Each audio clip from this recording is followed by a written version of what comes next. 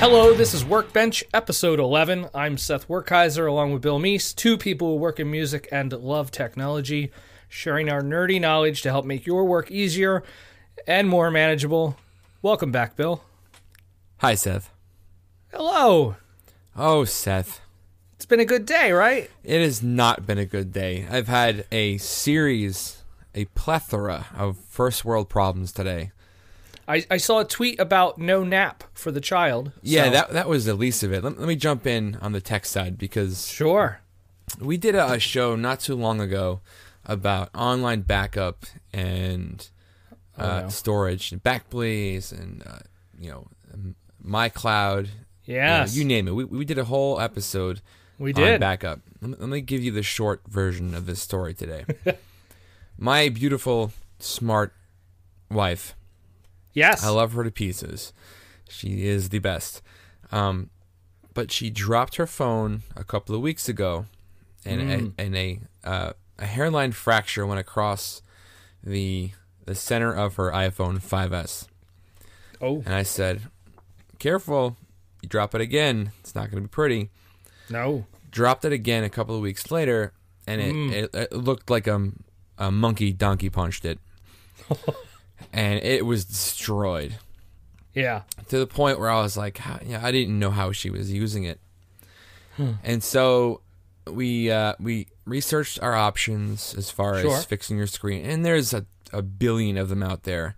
You know, everything from your local tech guy to, Apple. iFixit. Yeah, iFixit, Apple, everything. Yeah. So we found a Groupon for like a screen fix store in our area. I think it was like $75.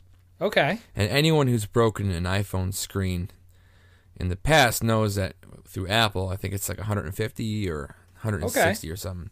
Yeah. More than $75. Oh, snap. So we bought the Groupon, made the appointment with the local place, and the local place says, yeah, drop it off, it'll be ready in an hour. Okay, great. Drop it off, go run some errands, come back. Oh, I need 5 more minutes. No problem. Next door, Dunkin' Donuts, grab some coffee, bottle of water, maybe a donut for the pregnant wife. Sure. Go back to the car, go back to the place. Hey, what's going on? I need a little bit more time. No problem. Sit down, check some emails, get some iOS work done. Sure. And he stands up and says, buddy, I'm going to need some more time with this. Have you ever had any trouble with the battery? No, I've never had any trouble with the battery. It's worked fine before I brought it into your store. And I left saying, okay, I'll call you back later, blah, blah, blah. Fast forward, I call him back later in the evening, and I say, hey, man, what's going on the phone? Oh, the logic board is fried. I said, really? It wasn't fried when I got there. Okay, what's going on? Well, I'll order a new one. Since it happened under my watch, I'll pay for it. It's going to be a couple of days before I get the part in. The good news is your phone will be like new. The bad news is you lose all the video and photos and contacts on the phone. Yikes. Okay. Tell my wife. Pandemonium. That's a horrible thing. Sure. A year and a half worth of photos and videos on the phone gone. Right. And therein lies the point, folks. Back up your stuff, or else it will get lost. These phones that we're carrying around are so disposable these days. I don't care if they're $200, $300. They're disposable at this point. And if you lose your phone and you have important stuff on it, it's at risk for getting lost forever. Forever. Absolutely. So we had a very heartfelt moment in the house because we have a young son. Videos and photos got lost. So it was a tough day. Yeah, that is. Luckily, I backed my stuff up, which is great, but I don't take nearly as many photos or video as my wife does. So we lost a lot of stuff today, and and I'm only telling the story and bringing it up because I cannot hammer home how important it is to back up your stuff. Yes, because if you have it on your computer, have it somewhere else. Yeah, just back it up, because if you lose and this wasn't like, oh, I dropped it in the toilet, it got stolen, fell off a bridge. This was a screen crack. True. Yeah. This wasn't even a loss of a phone. This was a simple screen repair that something went wrong and everything is gone. Oh. Yeah, sucks, man. So back up your stuff, folks. And yes, I forget which episode it was, but we'll put that in the show notes to come back and listen. Yeah, listen to the episode about backup and really take it seriously, because you never know when your phone is going to go kaput. Man, that's a bummer, man. I'm sorry. Yeah. Well, what I found out about going through all of this is that the AT&T upgrade plans are pretty insane. Yes. I'm a singular customer that got folded into AT&T when they they bought them years ago, when they merged 1,000 years ago. Sure. And so I've had my unlimited data plan since unlimited data was a thing. And back before streaming music. Streaming anything. Yeah. And I went on my online profile today to see what my options were, because the phone's going to be out of commission for a couple days, and having a wife home alone with our young son, sure, I didn't want her to have no phone. So I was thinking, let me check the upgrades first before I flesh out other options. And as soon as I signed on to my account, I was like, oh, you're eligible for an upgrade. Congratulations. Totally. I know where this is going. And I'm thinking, sweet, iPhone 6s for the both of us. Yeah. And I looked into it, and there was 3 options. Are you ready, Seth? Sure. Hit me. One was the AT&T Next plan, which is a low monthly payment, God bless America, for $18 or $20 a month. In addition to your bill. In addition to your bill, obviously. Yeah. For 30 months. Yep. That's 2.5 years. Yeah. That's why they say months. Right. For a combined monthly payment total of almost $700. Yeah. Yep. And I clicked the X on my browser window almost as fast as I could say, screw that. Yes. But then I was curious, so I checked back even more. No 2-year contract. You can just pay the $700 whatever up front. Sure, just pay it up front, man. Yeah, or you got that laying around. Yeah, of course. Podcasting really pays the bills. So, or you could pay much less than that after your 2-year contract is up for renewal, which is in September for us. So, wow, that's a ways. We'll see how many hundreds less we can pay then. Wow. Yeah. So there's my story, man. Crazy tech day in the Meese family. So anyway, I got her a very basic flip phone for $15. Yeah. And it texts and makes calls, and upgraded the iPad with some data so that she can text out and about with that. Oh yeah, totally. For a couple days while the old iPhone's in the shop. Oof. And I'm hoping my main man over at iFixit calls me on Wednesday and says, all good news. You're good to go. Yeah, here's your new phone. But, oh my goodness. But recent history has taught me not to be so optimistic. No. And we'll see what happens. Wow, man, that's a bummer. How was your day? Oh, my day. I had a fine technological day. Things have been smooth and nice. No neighborhood shootings, I hope. There's been no neighborhood shootings. I've recently come across higher bandwidth speed. The home internet upgraded to 10 megabits per second. So life is good. I don't know if you're being sarcastic. No, life is fantastic. It was 1.5 before. 1.5 megabits per second. I couldn't stream music and send an email at the same time. Wow. Yeah, it was bad. That's like being your internet handicapped, my friend, or internet handicapable. You're right. And then I was like, oh, screw this. I'm going to go to Starbucks. And that was even worse. Because there's an apartment building near the Starbucks downtown, and everybody just uses the Starbucks connection. Of course. So it's it's just as slow. Wow. It was very frustrating. But now I'm good now. That's good. Well, it sounds like we're both having better weeks than last week with my travel woes and your local violence mishaps. Yeah, no gunfights. Yeah, I noticed you were periscoping quite a bit this week, or today at least. Periscoping, yes. It's really weird to use that as a verb. Yes, I was periscoping. I tried it today really quick at Starbucks, and it was weird. As soon as I turned it on, because I knew I didn't want to like film people like as they were walking in and stuff like that. So I kept it low profile, this and that. And like I get these comments from absolute strangers. I had no idea who these people were. Of like, hey, get an upskirt shot. Whoa, like, really? Yeah. That's pretty gross, man. Yeah, totally gross. I X'd out really quick. I'm like, go away. Well, for those of you that don't know, Periscope was released this week, which is Twitter's answer to Meercat, which is a live streaming service that works predominantly through Twitter.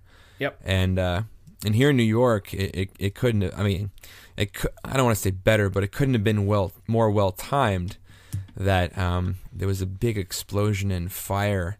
Oh, that's right. I saw that on the news. Yeah, on the Lower East Side, the same day that Periscope launched. Mm-hmm. So live streaming apps pertaining to news or breaking news in general was a big topic of conversation here in New York last week.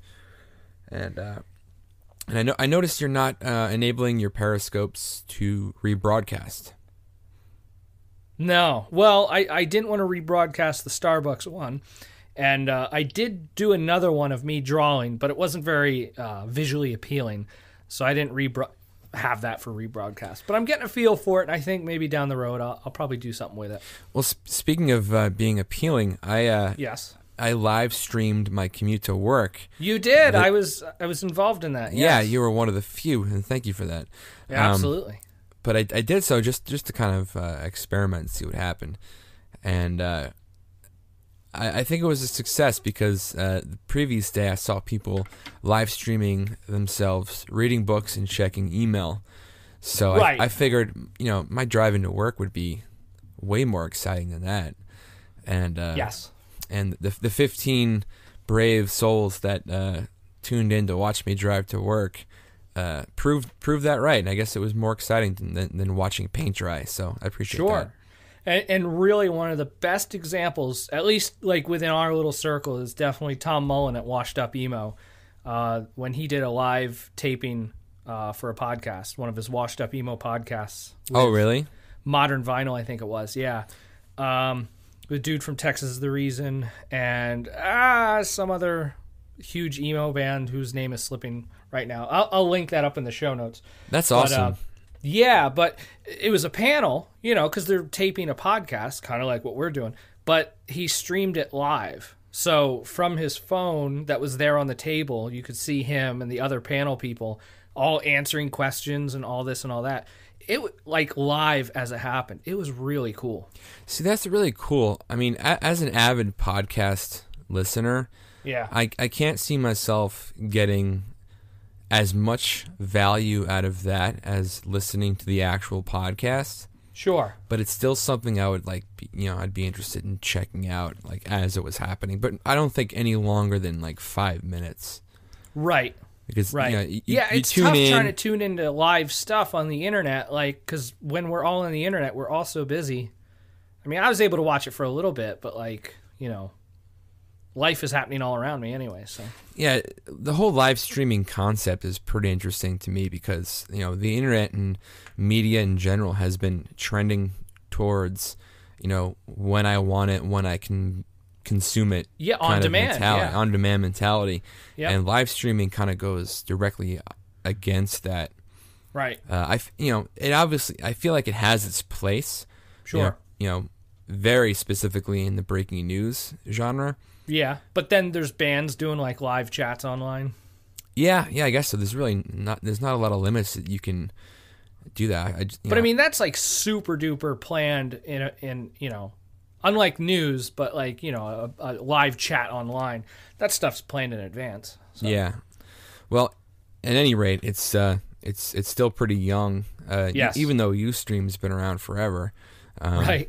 I feel like Meercat and Periscope have kind of rejuvenated that live stream capability, and with with bandwidth getting more plentiful, and iPhones and smartphones becoming more sophisticated. Yep.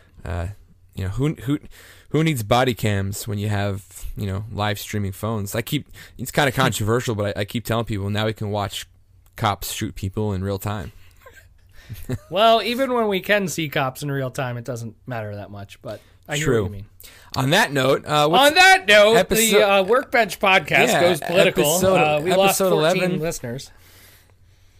Yes. Episode 11. What would you say this episode's about? I'm looking at the show notes, and I feel like it's two separate topics, but I guess... Well, we're going to hit calendar apps, and the idea of reminders, because there's a ton of reminder apps out there, all in the spirit of not forgetting stuff. So that's what this episode is more about, not forgetting stuff. Okay, well, in the calendar area, this week is pretty significant because one of the bigger or more widely used and successful calendar apps, Fantastical, came out with their big Mac update last week, Fantastical 2, and I'm a Fantastical user, and I'll just preface this with saying that Mac and iOS calendars suck so bad that there's a reason why all these calendar apps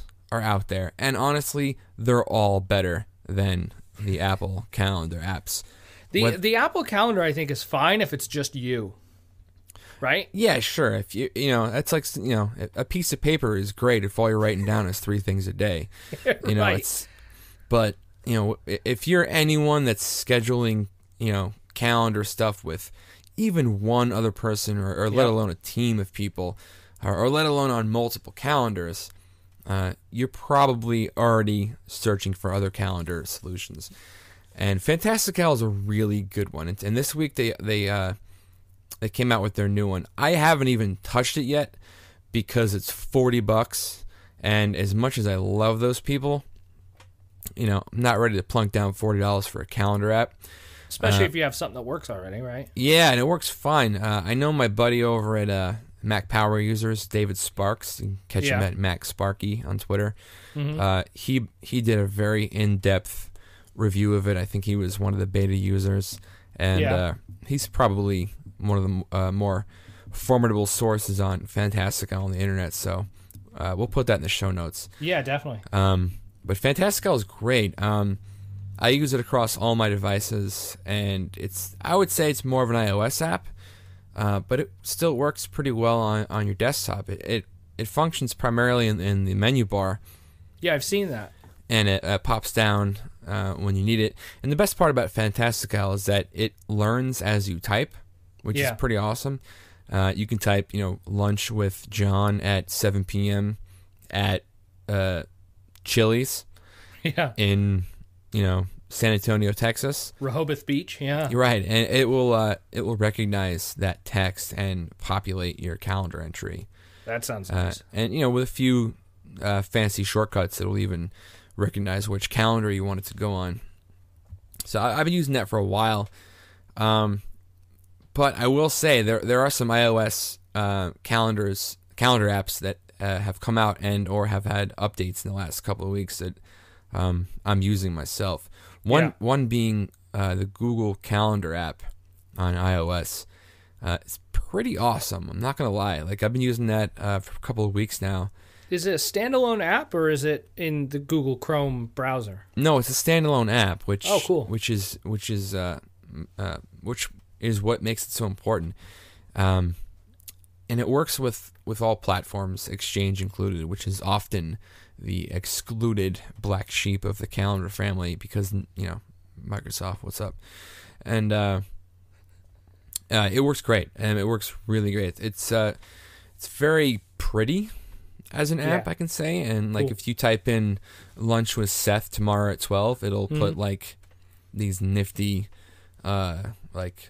forks and knives in a plate, like signifying lunch, which, that's fun. It's more of a form over function, I guess you could say, but it's pretty cool. Cool. And then the other one that I've kind of had in my my beta folder is Sunrise, and I know a lot of people use Sunrise, and for the longest time, back up a second. Sunrise has always been the calendar app of like the productivity, nerdy type of people, myself included. But if you're someone that works with Exchange on an Exchange server, there wasn't any Exchange service for a long time, which made me not want to use it because with my day job we use Exchange. Sure.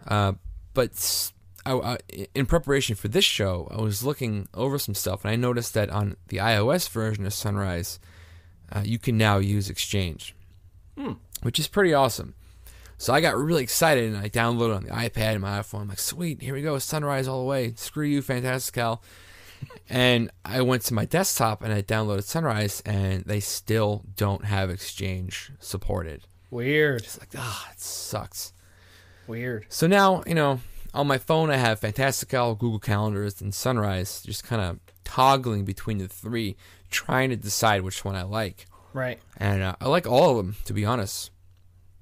They're all great. So if you have no use for Exchange, Sunrise all the way. Yeah. But if you have an Exchange need for calendar, Fantastical or Google Calendar is the way to go. Yeah, I for a while, because I moved all my email over to Fastmail, and speaking of Google Calendar, Fastmail's web-based calendar is pretty slick. Definitely, I feel more robust than Google Calendar. And again, I mean, it's what I have to use if I'm going to be using Fastmail. But it doesn't feel burdensome. And that's all through the Apple Mail app on iOS? No. I used completely web-based. On your phone? Which I'm not a super duper fan of. Yeah, well, I don't have... Fastmail does have an app, but I don't have email on my phone anymore. Oh, that's right. Okay, yeah. That makes more sense now. You're one of the weirdos that doesn't have email on his phone. Got it. Yeah, correct. Yes, I handle email when I'm on my computer. So yeah. All right. Yeah, but I mean the calendar, it works pretty well in that. But that said, like I'm definitely not in love with Apple Calendar, but it kind of just works for what I need it to, which for me is usually recurring stuff. Right. Invoices that I have to send out, or things I have to remember just real quick. Usually phone calls I'll put in there. Set an alarm for 30 minutes beforehand, and that's it. Right. That's about all I use it for. Most of the time, calendar stuff I use Trello anymore. When I have stuff that's due, I just put it. I make a little, whatever they call it, a card in Trello and give it a due date. And kind of keep it there, because I kind of feel too like with stuff that you don't want to forget. If you're working in something all the time, that's like kind of where you want to put it. And for me, that's Trello. I'm in that all day. So yeah, and awesome segue, by the way. Thank you. Going from calendars into the reminders portion of the show, but I do the same thing with Omnifocus. Yes. And if I need to remember. If it's something I need to remember that's like a task-specific thing I need to do. Right, kind of down the road, right? Yeah, especially down the road. It'll go in Omnifocus. If it's a meeting or something that's really more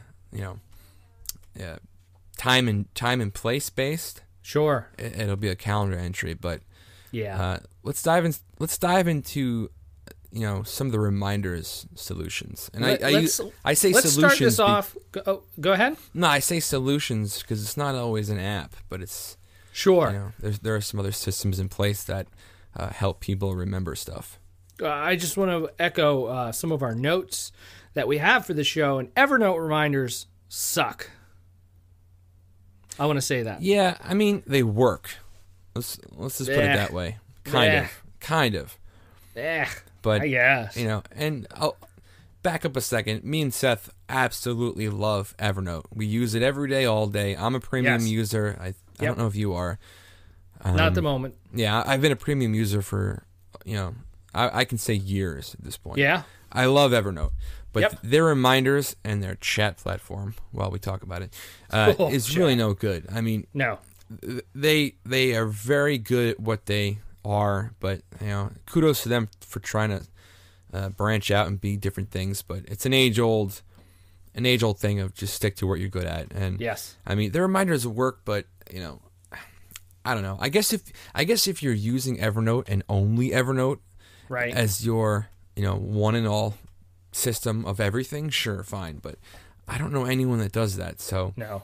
But anyway, Evernote offers a reminders system around notes, and I used to use it for house bills and invoices and bills that we household stuff. I would scan it with my phone, pump it into Evernote, and say, oh, it's due on the 15th. Set a reminder for the 14th. And I was doing that for a long time, but then I just I adopted that into Evernote, not Evernote, Omnifocus. Sure. Since that was where I was getting all my other reminders, Right, you were in there, yeah. So I was trying to keep it all under the same roof. Yep. So I don't want to dog it too much. So it works for what it is. If you're an exclusive Evernote user, great. But I don't know anyone who is. No. Sorry, Evernote, we love you. Yeah. First of all, there's a ton of reminder apps out there.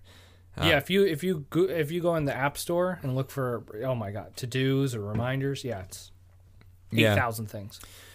And primarily because it's one of the more baseline functions of a smartphone, in my opinion. Yeah, is reminding you of stuff, whether that's something to do, somewhere to be, or any variation of that. But there's a lot of ones out there. One in particular is Clear app. I used that for a hot minute a couple of years ago when it first came out, and honestly, it's awesome. It's very minimal. It's very easy to use. There's not a lot of bells and whistles. I think it's cheap, if not free. I don't know. But it's cool. It's visually appealing. Yeah. And if you need a very simple to-do system, Clear is awesome. Another one is called Due, D-U-E. I haven't used it, but it seems to be pretty popular. Another one is called ToDo. Same thing, popular. Seems to be easy to use. I haven't used either of those. Yeah. AnyDo is another one. I used that for about a week and a half, and that's actually really visually appealing. Yeah. It's very, very cool to use, cool to look at. And if you're looking for something to start fresh with, AnyDo is a good option. Right. Another one is called Remember the Milk. It's not in our notes, but I used that for a long time. Yeah. And Remember the Milk is a little more back-end heavy, where you can set up lists and email into reminders, some smart hacks and stuff like that. Yeah. Remember the Milk is actually what I used before Omnifocus. Okay. And I don't want to go into Omnifocus here because we've touched on that a lot, but Remember the Milk is a good one. And another one that's been getting a lot of chatter lately is WunderList. Yeah. And I used WunderList before Remember the Milk. And WunderList is pretty cool because it prides itself on syncing between all your devices, which it does really well. Yeah. And all the chatter this week has been about their adaptation into the Apple Watch. Oh, boy. And those of you that are jumping into that space, WunderList is ready to go as your to-do list. I can't imagine on that. Apple Watch. Yeah. And you haven't used any reminders app, or just kind of sticking with the native stuff, or what? I just the reminders app on the phone. I would use Siri a handful of times. Hey, remind me to do this, remind me to do that. When I've been out and about, I used to use reminders for my day-to-day stuff. But here and there, it would stop syncing with my iPhone for whatever reason, and I only found the way to fix it was to like manually refresh. So I was like, no. Into the reminders app in your iPhone? Yeah. I would have to go in the calendar app to refresh, which would refresh the reminders. weird. Yeah. Curious, Not a fan. Curious if that was like an iCloud thing. Probably, yes. Yeah. What I use every day is Siri dictated into the Reminders app on iOS. Okay. Which then gets pulled into Omnifocus. Wow. Okay. Yeah. So then when if I'm in the car and I'm dictating stuff into Siri the whole ride. Yep. When I sit down at my desk, it's all in Omnifocus. That's awesome. Yeah. I mean, that's a little bit more involved, but right. I love it. Well, for people out there that do have iPhones and they don't even know they can do that, like, you can, hey, Siri, remind me to do this, remind me to do that when you're out and about. Like, that's a powerful feature in itself. Yeah, and speaking of the Reminders app on iOS, is that it's not only just reminders. You can have multiple lists within. Yep. I think mine are groceries, Costco, Home Depot, and reminders. Yeah. So if I'm in my kitchen and I have my 2-year-old, grappling hook onto my belt, trying to climb me, and I could say, Siri, add bananas to the grocery list, it'll go there. Wow, okay. And those lists can be shared, and I share them with my wife, obviously. Yeah. So, the text message or phone call saying, hey, I'm at the grocery store, what do you need, doesn't exist anymore. Oh, that's awesome. At least for us, because she just checks her phone, or I check my phone if I'm doing the shopping. Yeah. And, anything that we need is there. Right. Whether we input it manually or through Siri, it's there. That's cool. And I can't tell you how many times I'm working on a project at home, and I'm like, Siri, add galvanized 2.5-inch nails to my Home Depot list, and she does her best. That's great. Yeah. Oh well, yeah, sure. And that ties in well, right, with if this then that, right? Yeah, which honestly could warrant its own episode. Yeah, very true. Very true. And for those of you that don't know, if this and that acronym IFTTT is an internet tool that pairs different internet services with each other. And I guess the one I use the most is to text me the weather report every morning. Yes. Which is pretty cool. And that is like one of a billion different recipes that you can instill. I've actually had a little bit of trouble with this because it's so vast and so big that I can't ever figure out how I want to use it. Right. And I think we use it actually for this podcast, is that if anyone ever tweets anything with hashtag workbench podcasts, it'll get added to either an Evernote note or a Google Doc. I can't remember. Google Doc, I think, yeah. Yeah. So. I don't think anyone's tweeted us that, though. No, I'll stop there because it's a big service, but it is. We should probably do an episode on that. Yeah, or just web automation in general. Since I know. What's that other website? Zapier, yeah. Zapier. Yeah. Oh my goodness. Yeah, I know we have a lot. We both have a lot to say in that, so we'll save that for another one. We do. But yeah, you can use IFTTT as a useful reminders app. Things like setting up a new to-do list in the iOS Reminders app when you send an email to a specific IFTTT email address you set up. Yeah. So it's a little bit more involved, but for those of you that want to dig deeper, that's something that's out there. Yeah.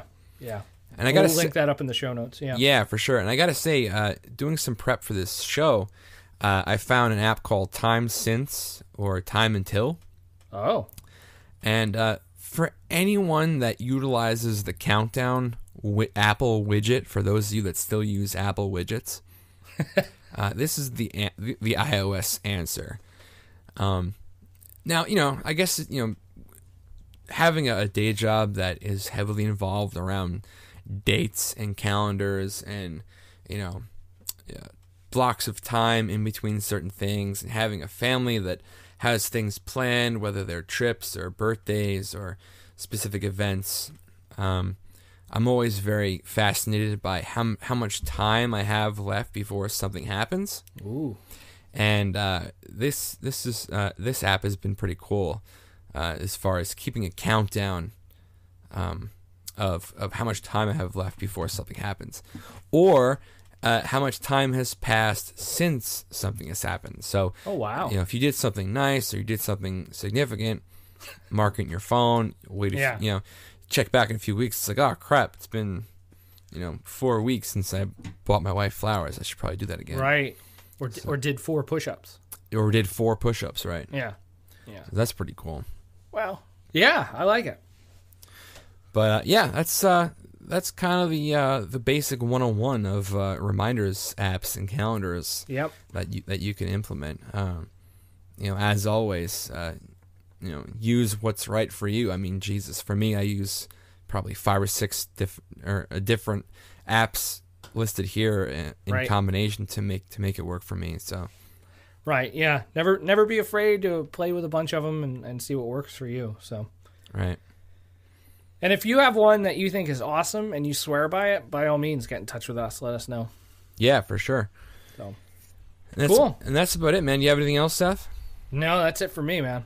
All right. Well, as always, you can check us out on workbenchpodcast.com. If you have any questions, comments, rants, raves, or criticisms, feel free to reach out at hello@workbenchpodcast.com. And if you're subscribed to the show on iTunes, please consider giving a review. That would be super awesome, and it would help us get picked up on different podcast apps and all that fun stuff. So. Absolutely. And as always, you can find Seth and me on Twitter. Seth at SethW and myself at Bill Meese. And we're also on Patreon, which you can search and find us there. Absolutely. All that stuff's linked up on workbenchpodcast.com too. Great. Yes. Hey, Seth. Yo. Thanks, buddy. Yeah, dude. We'll do this again. Later.